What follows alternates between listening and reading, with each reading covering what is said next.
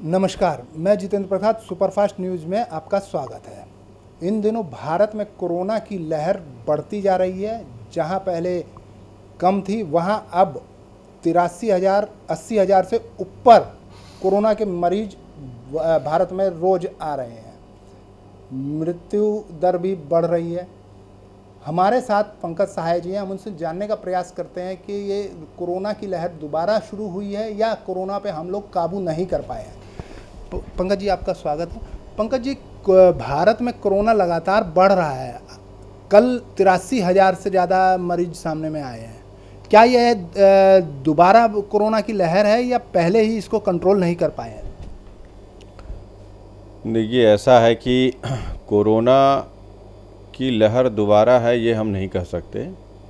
Corona, जब हम लोग इस चीज़ को पता किए थे कि अब कोरोना का वास्तविक जो है ख़तरनाक प्रभाव हमारे देश में अब शुरू हो रहा है, यह वक्त था जनवरी से पहले का ही। लेकिन हम लोग तब तक यह करने में लग गए कि भाई बाहर जो लोग थे वो तो कम से कम आ जाएं। और लॉकडाउन की स्थिति के पहले की बात है कि कोरोना उस समय हम लोगों को समझ में नहीं आ रहा था कि किस तरीके से लोगों को ग्रसित करता है।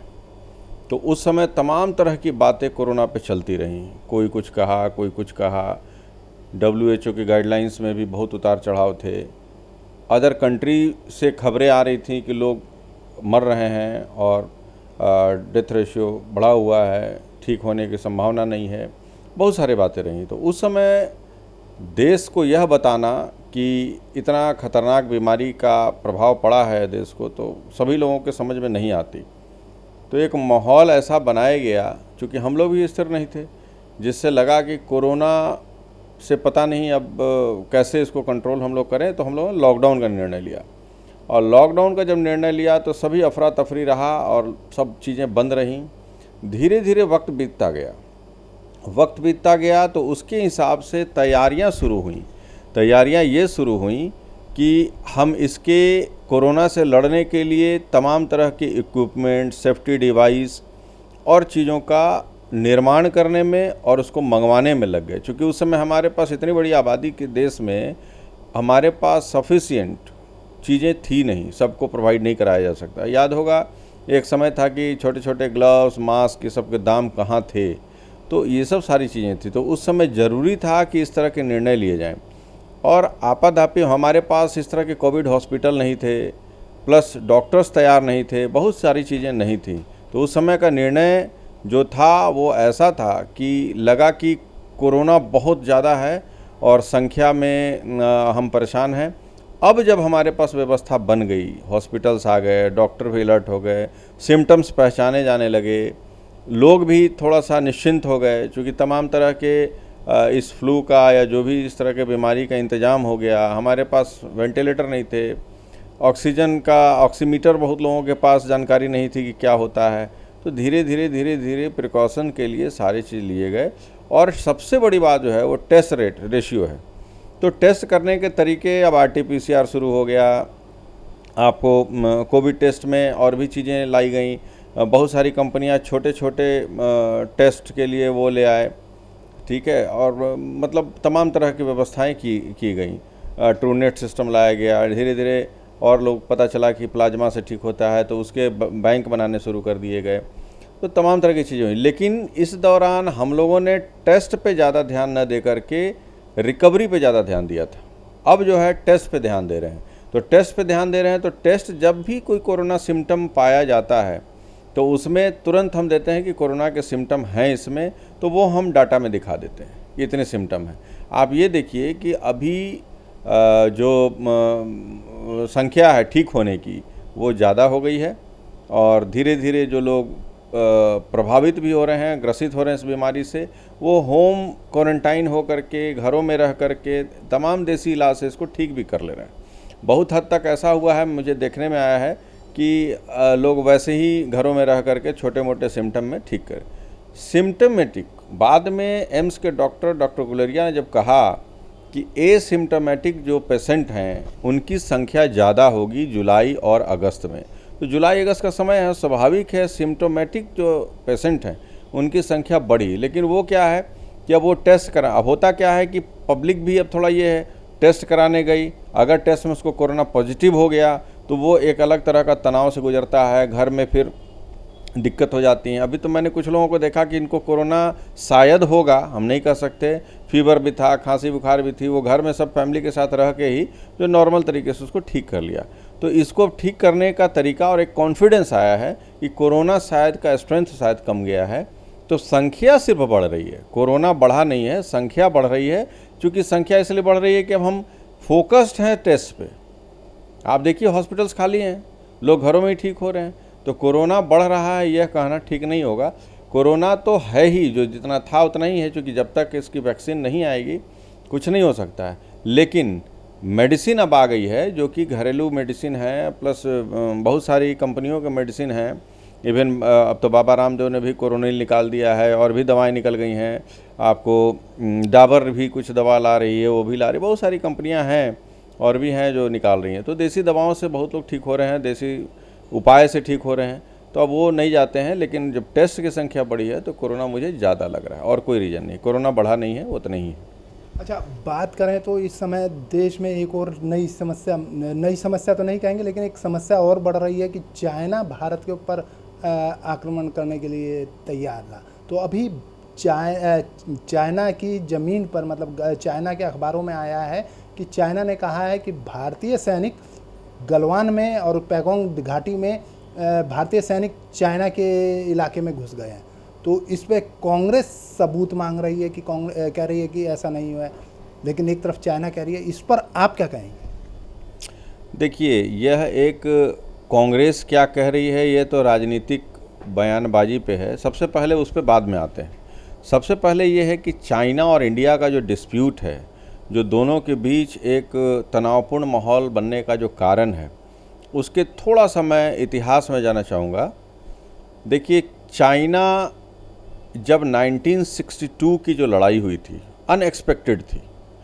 जो 20 अक्टूबर 1962 की लड़ाई अनएक्सपेक्टेड थी, और उस लड़ाई में भारत और चाइना के बीच दोस्ती इतनी तगड़ी थी कि एक बार जापान के में कॉन्फ्रेंस हो रहा था, इंडिया इनवाइटेड था, बस इसलिए सिर्फ नहीं गए हम लोग कि वहाँ चाइना आमंत्रित नहीं हुआ था। उस समय चाइना अलग थलग पड़ा हुआ था, और बहुत हद तक वहाँ पे अगर चाइना को हिंदुस्तान बहुत सपोर्ट करता था, और इंडिया जो एक मैत्री संबंध, मैत्रीवत विश्वास रखता था। क्योंकि भारत की शुरू से नीति रही है कि जैसे अभी हाल में सरकार ने बयान दिया कि हम विस्तारवाद और आतंकवाद के खिलाफ हैं। सही बात है, हम लोग शांति और सौहार्द पे भरोसा रखते हैं। विस्तारवाद और जो आतंकवाद, इनका घोर निंदा करते हैं, और निंदा ही नहीं करते हैं, इनको हम रोकना भी चाहते हैं। चाइना की हमेशा से विस्तारवाद की नीति रही, लेकिन हम लोग 1962 में जब इस तरह का आक्रमण हुआ जो अनएक्सपेक्टेड था, चाइना से ऐसा होगा ये हम लोगों को पता ही नहीं था।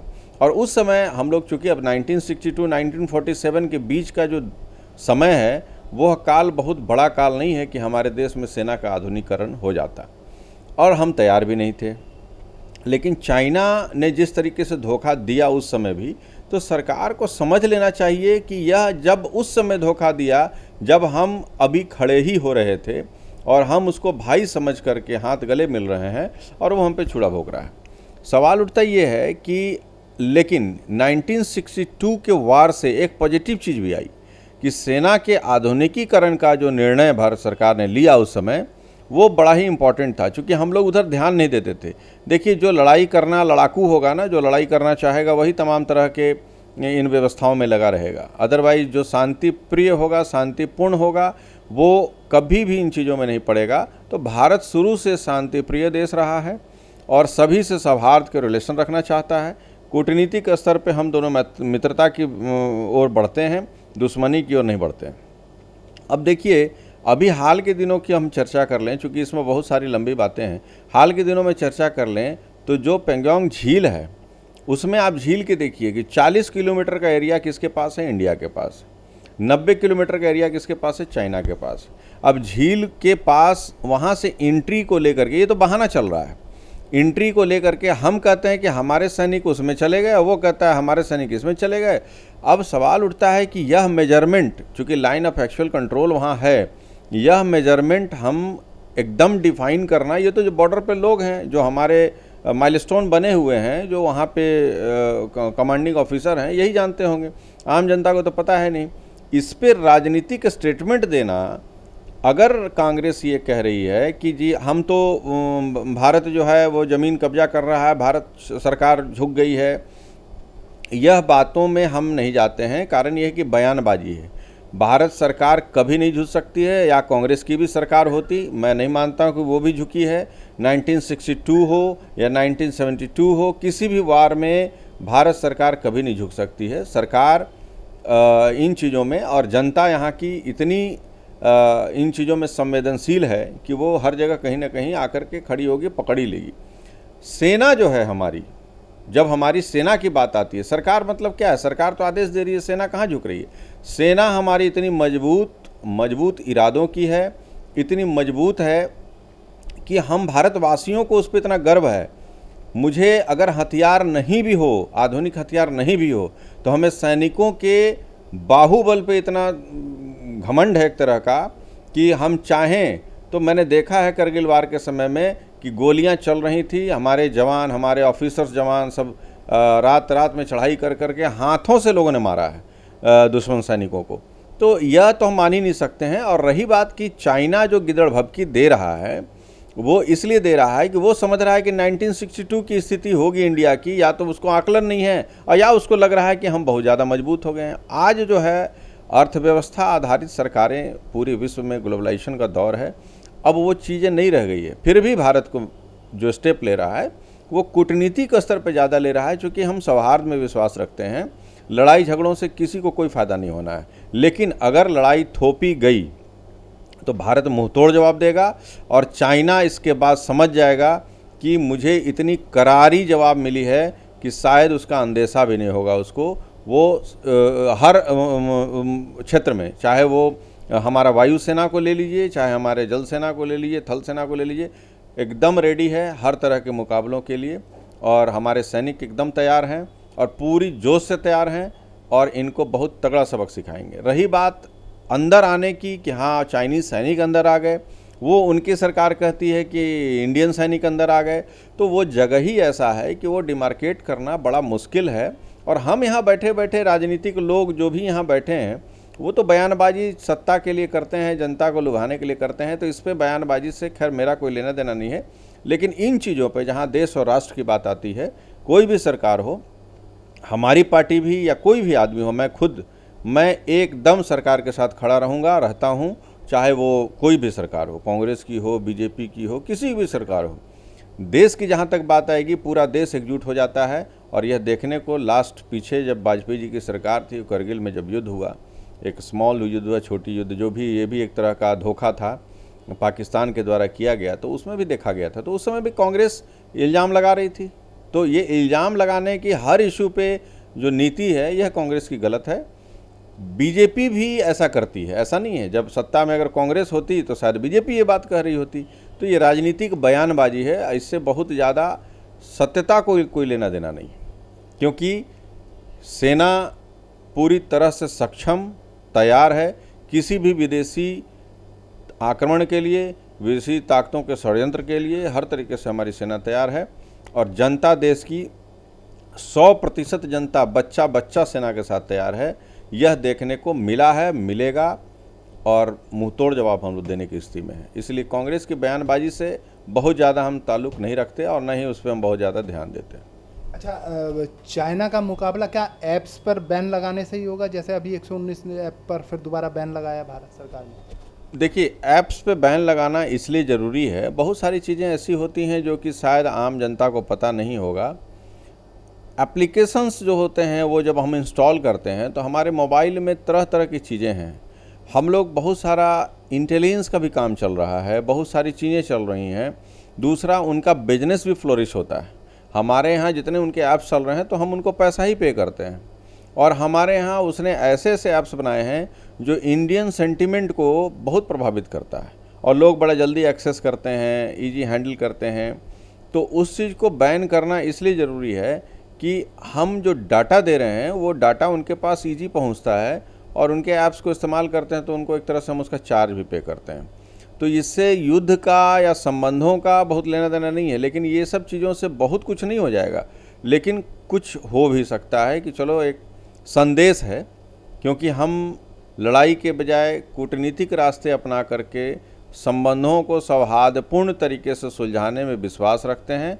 हम शांति प्रिय देश हैं और विस्तारवादी हम नहीं हैं, तो हम कुछ कुछ ऐसे कार्य करते हैं अपनी सुरक्षा के लिए करते हैं और कुछ खास उसमें मतलब नहीं है। जयप्रकाश जनता दल के राष्ट्रीय अध्यक्ष के तौर पर आप इस मामले में क्या कहेंगे, मतलब सरकार को क्या संदेश देना चाहिए? देखिए, जयप्रकाश जनता दल के राष्ट्रीय अध्यक्ष होने के नाते मैं सरकार को पार्टी की तरफ से सलाह यही दूंगा कि वक्त अभी एक तो कोरोना से लड़ाई का चल ही रहा है, जिसकी वजह से देश एक बहुत ही माली हालात देश के ख़राब हैं, अर्थव्यवस्था पे एक भारी चोट पहुंची है, बेरोज़गारी दर बढ़ा है और ये समझ लीजिए कि बहुत ही कठिन समय बीत रहा है। कईयों ने परिवार को खोया है। हमारे यहाँ बहुत सारी समस्याएं और भी पहले से ही थी और कई राज्यों में बाढ़ की विभीषिका भी बहुत हद तक लोगों को उनसे काफ़ी परेशान हुए हैं। तो मेरा मानना है कि सरकार इसको कूटनीतिक स्तर पर जितना ज़्यादा दबाव डाल करके चाइना को अलग थलग करके उस पर एक दबाव डाले। कारण ये है कि आज का युद्ध कोई दो कंट्री के बीच का मामूली लड़ाई नहीं होगा। चाइना भी एग्रेसिव होगा, हम भी एग्रेसिव होंगे, दोनों एग्रेसिव होंगे। आग अगर लगती है तो विश्व इसमें घुसेगा। कोई अब वो उस समय की लड़ाई नहीं है 62 की कि आप आए, राइफल चली, कुछ इधर मारे गए, कुछ उधर मारे गए, समझौता हो गया, चले गए। देखिए, पंचशील समझौते में भी हमने बहुत बड़ा समझौता किया था।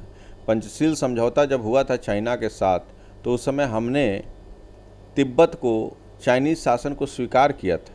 तो हम तो कुछ चीज़ों को गंवा के भी करते हैं। ठीक है, दलाई लामा जब इंडिया में शरण लिए उस समय से उनके संबंध बिगड़ गए। अरे, दलाई लामा एक आध्यात्मिक गुरु हैं, उसको लेकर के क्या है। लेकिन सवाल उठता ये है कि कुछ चीज़ों पे हम कॉम्प्रोमाइज़ जब कर रहे हैं तो बहुत सारे बिंदु ऐसे हैं जिस पे भारत विश्व पटल पे अपनी बातें रख सकता है और चाइना जैसे देश को मजबूर कर सकता है कि आप अपने पैर पीछे खींचो और एक्चुअल में वास्तविक रेखा नियंत्रण जो है उस पे जाओ और अपने देश की भलाई करो और शांत सद्भाव और समृद्धि की ओर बढ़ो, दूसरे को भी बढ़ने दो। और यही संदेश हम चाहते हैं कि सरकार, सेना तो अपने आप से मजबूत है ही और सेना को जितनी मजबूत कर सके वो करें, वो तो हमारी सुरक्षा का आधार है।